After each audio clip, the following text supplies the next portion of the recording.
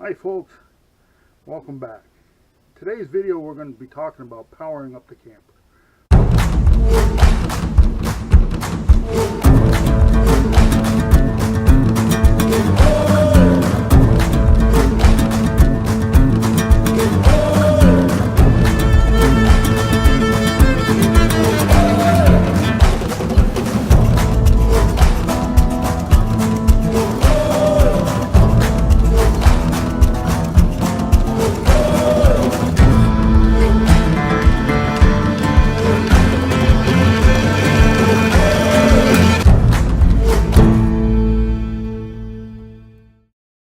I get asked a lot on when I boondock or dry camp, do I run my generator a lot? As you can see behind me, I do have a generator, and I will show you that a little bit later on. But I mainly run, I have house batteries that I run that I'll show you, but the backstory on this is that we all started camping at one point. Maybe started with a pop-up, a tent, then to a pop-up, and to an RV. And that's the way I did it. And when I first got my camper, they stuck a 12-volt marine battery in there and said, you're good to go. And so, you know, when you're on full hookups, it's really, you don't even think about the battery. The battery is charging as you're on full hookups.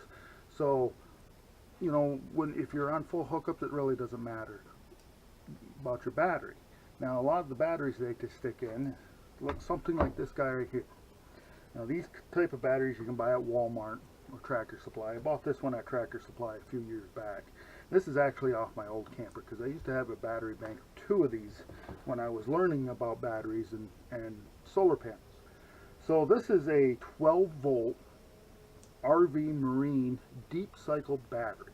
Now, I believe the term deep cycle, it's a marketing tool, I believe. It makes you believe that the battery will power your camper, and it will to an extent, but what I found when I started really going out and getting back into the woods with no power hookups is that these batteries just don't cut it. Now, these batteries here, you know, when I first started out, I bought the solar panels from the Harbor Freight solar panels. You know, you have 3 panels on a PVC pipe frame. I think the total was 45 watts on those things, and I had 2 of these batteries here. And most I could get out of it was 4 days, no matter how I ran it. If I hooked the 2 batteries together, parallel, you know, for 12 volts, and hooked the solar panels to it, 4 days later, my low voltage is going off in the camper. I even tried to do it where I ran off of one battery for 24 hours while the other battery was on the solar panels.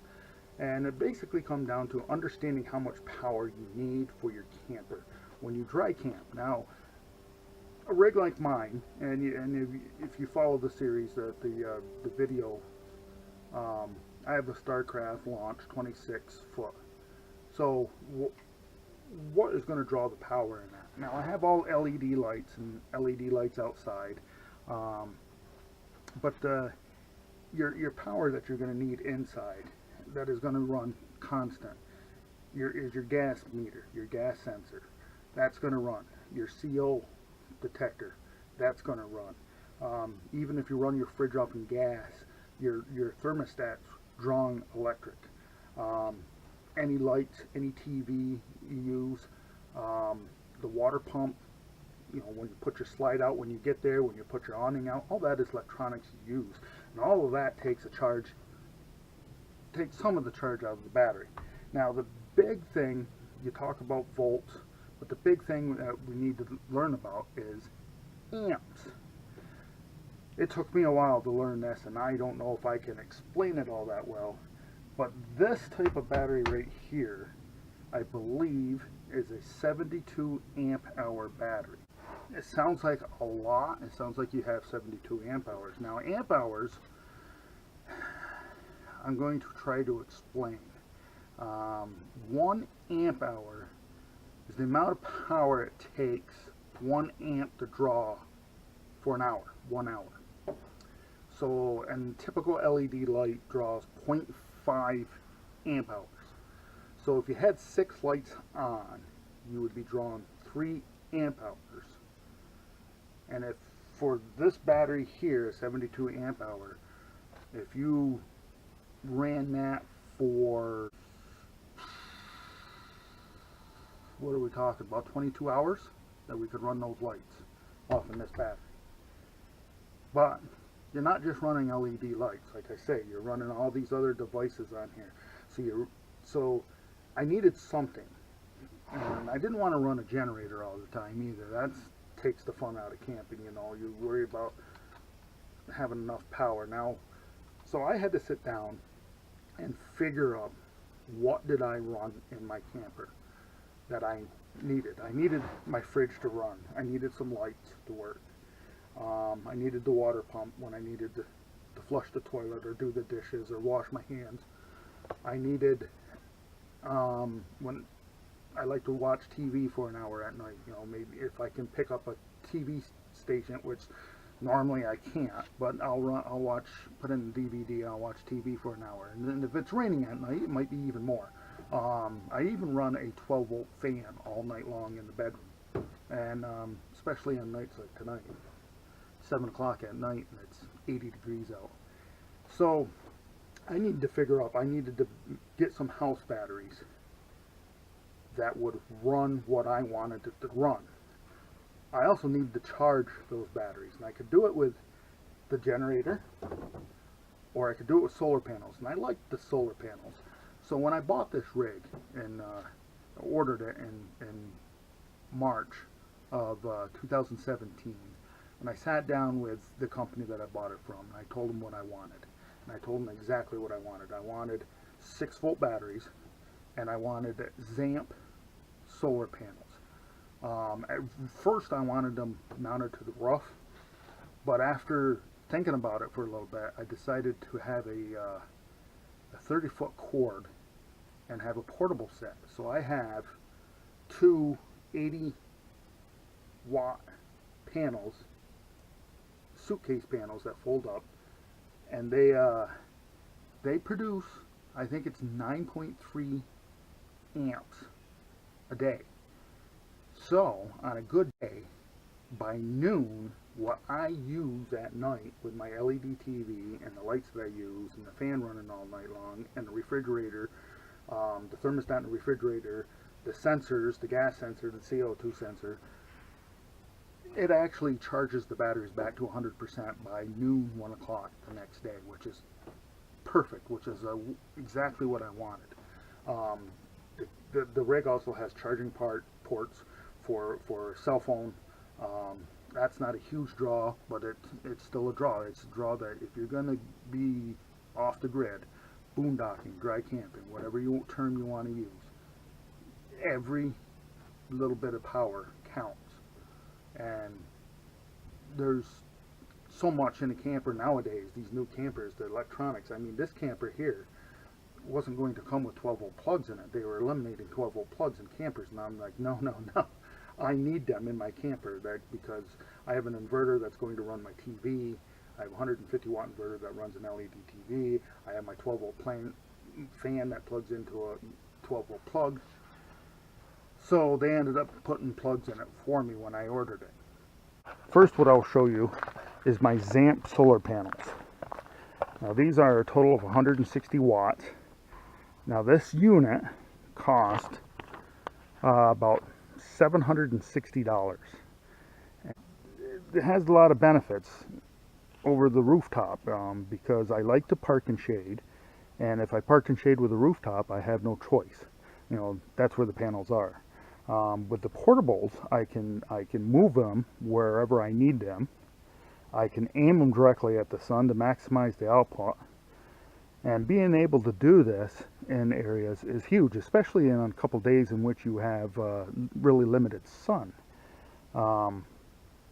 The panels are easily moved, they're easily transported, but of course the only negative about these is, you know, just like anything else, if you leave your campsite, you come back, they may be gone.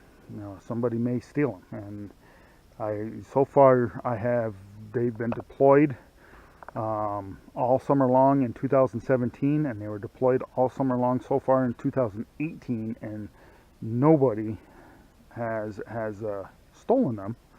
A lot of people have inquired, walking by or driving by, they see the solar panels, they'll stop. Now, unfortunately, when it comes to solar panels, there's a lot of cheap imported junk out there, and that's why I chose Zamp. Zamp it's American made. They're a 160 watt portable system, 9.4 amps of charging, and they have the charge controllers in the back here. There's the charge controller, and it's a pretty decent little system. It's waterproof, and that's a plus, because a lot of the other systems do not have a waterproof charge system. The panels that I had before from Tractor Supply, from Harbor Freight, I had to keep the charge controller in the compartment inside the camper because I was afraid of it getting wet if I wasn't around. It's got an easy to read LCD screen. It gives you the information like the battery voltage, the charging current, the total amps accumulated for the day. It will give you fault codes. It is a 15 amp charger, and it's capable of supporting up to 4 deep cycle batteries. And one of the other things you can do is you can program into the charge controller. If you I'll come around here again and look at it. You can program into the charge controller. You'll see up there where it says wet. That's my batteries. My Trojan batteries are wet batteries, but you can program it for wet, gel, AGM, and calcium. And you can see by the lights it has a power light. The blue light is that it's the charging status, and the green light over on the right is the battery condition. Now here are my Trojan batteries. These are Trojan T105 batteries. They have 232 amp hours. Even though they're tied together, it's still 232. They are tied in series. So 6 plus 6 equals 12, and that's how you get the 12 volt. These type of batteries are designed for golf carts. In other words, they're workhorses. They last a long time if you take care of them. Now, if you're going to be traveling from park to park and you're going to be using hookups, this battery is the way to go. This battery here can be discharged down to 80% of its capacity and fully recharged. But if you let it get down, if you forget about it in your camper over the winter and it drops down below 80%, you can never fully recharge these type of batteries. I saved a long time to buy this unit. I've been looking at Hondas and Yamahas for a long time. I ran a Champion 3500 watt generator for a long time when I started boondocking, and it's loud, but it was a great unit. It started every time, and it was a great unit. And but this is the Honda 3000 EU3000i inverter generator. I bought this used off and somebody that they built a new house, and then the power went out. We had a storm, power went out, so it had like 3 hours on it when I bought it. And I've used it. I use it mainly when I do my coffee pot in the morning. Sometimes I do need the microwave. I'll start it up for that, but very rarely do I ever use it to charge the batteries. Really, since I switched to the Trojan batteries, I have not had to use a generator to charge my batteries.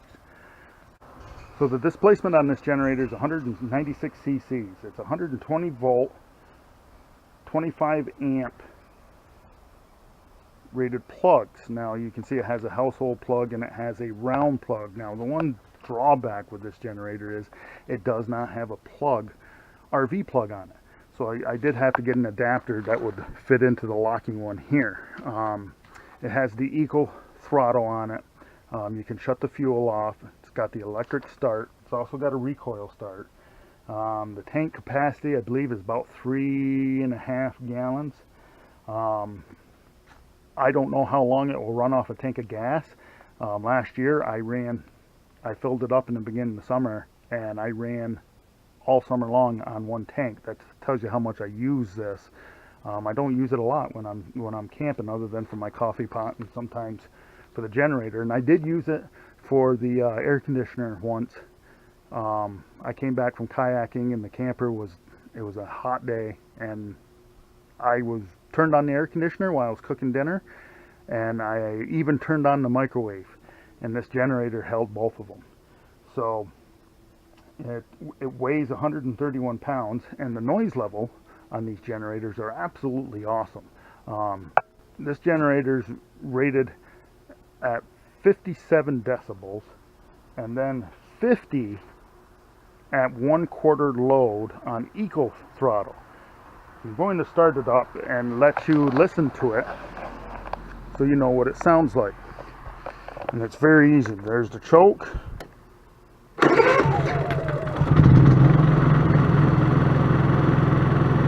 see the output light comes on, so everything's looking good.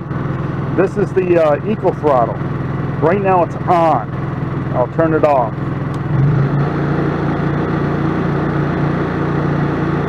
Now that's the eco throttle off, and we're going to walk behind the camper.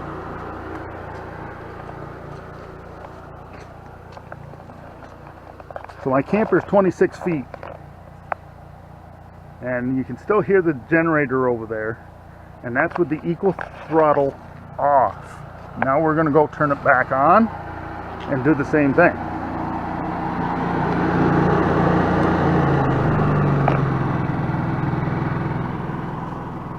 Now we're going to walk back to behind the camper again, to the back of the camper. This is 26 feet. You can still hear the generator, but it is nowhere near as loud as it was with the eco throttle off. So this generator has been awesome. I know they're expensive. I know they're expensive.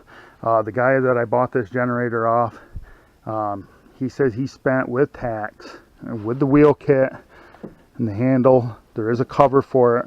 There's a charger for the battery. He spent $2,700 for the thing, and I don't know if he got a little bit of price gouged or not because of the storm, but he had it for a year and then put a standby generator in. I bought it off of him for $1,600. So I think it's been an awesome generator. I love it to death. I've scratched it up a lot because my kayak rides in next to it. I leave it right in the back of my truck all the time when I'm camping. I don't take it out because it is 131 pounds. But it's been an awesome generator. So there you have it, folks. That's how I power my rig. Now, it took a few years. I didn't come to all this equipment just overnight. It took a few years. I had to learn. So during the winters, when I stared out the window at my camper wishing this damn snow would go away, I sat down and I started learning about batteries, and I started learning about solar panels, and I started learning, what equipment did I really want. If you're going to be camping and you're going to be using hookups, plugging in the shoreline, this battery would be just fine for you. This one here I bought through Tractor Supply. You can buy one just like it through Walmart. As long as you take care of it, it will have enough power to pull your slide out in, pull your awning in. If you happen to lose power at the campground, this will help you out for a day or two without any shoreline. You saw my Trojans batteries. Love them. Love them. If you're going to be boondocking, I highly recommend you go to 6-volt batteries. They hold a deeper charge. They're also heavy. They're 62 pounds a piece on those batteries. I hope I answered some questions on how I power during boondocking. I love the Trojan batteries. I love the Zamp 160 watt portable unit, and I love my Honda generator. It gives me my coffee. Buffalo. So if you liked the video, give me a thumbs up, subscribe to the channel to follow the adventure. Thanks for watching.